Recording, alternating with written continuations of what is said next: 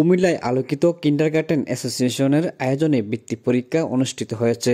শুক্রবার সকাল ৯টা থেকে 11:30 পর্যন্ত এই পরীক্ষা অনুষ্ঠিত হয়। পরীক্ষা চলাকালীন সময়ে পরিদর্শন করেন Comilla housing estate school and কলেজের সহকারী প্রধান মোসাম্মদ আয়েশা আক্তার।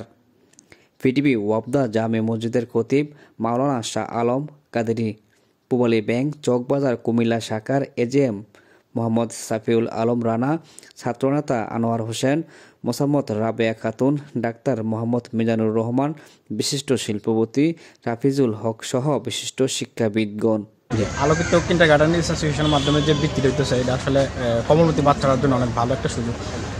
তারা ভবিষ্যতে আপনার অনেক আগ্রহ বাড়বে, পড়ালেখার প্রতি আগ্রহ বাড়বে, আর এতে মেধার অনেক বিকাশ হবে।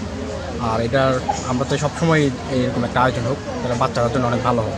কিন্ডারগার্টেনের অ্যাসোসিয়েশনের যে বৃত্তি পরীক্ষা আয়োজন করা হয়েছে, ইনশাল্লাহ এটা খুব ভালো একটা আয়োজন করা হয়েছে। ইনশাল্লাহ এতে যত ছেলেমেয়েরা আছে অবশ্যই তারা অভিজ্ঞতা বাড়বে আগামী দিনে।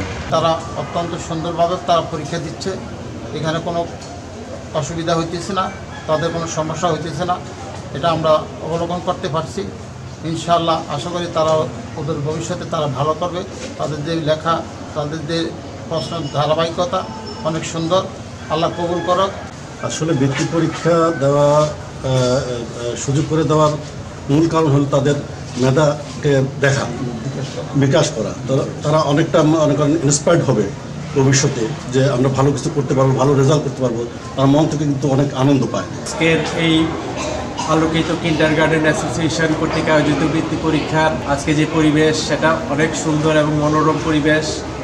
আমাদের শিক্ষার্থীরা যথেষ্ট উৎসাহ উদ্দীপনার সাথে আজকের এই বৃত্তি পরীক্ষায় অংশগ্রহণ করেছেন। এখানের আয়োজন যথেষ্ট ভালো, আয়োজনকারীদের যথেষ্ট আন্তরিকতা দেখতে পেলাম এবং শিক্ষার্থীরা যথেষ্ট ভালোভাবে পরীক্ষা দিচ্ছে।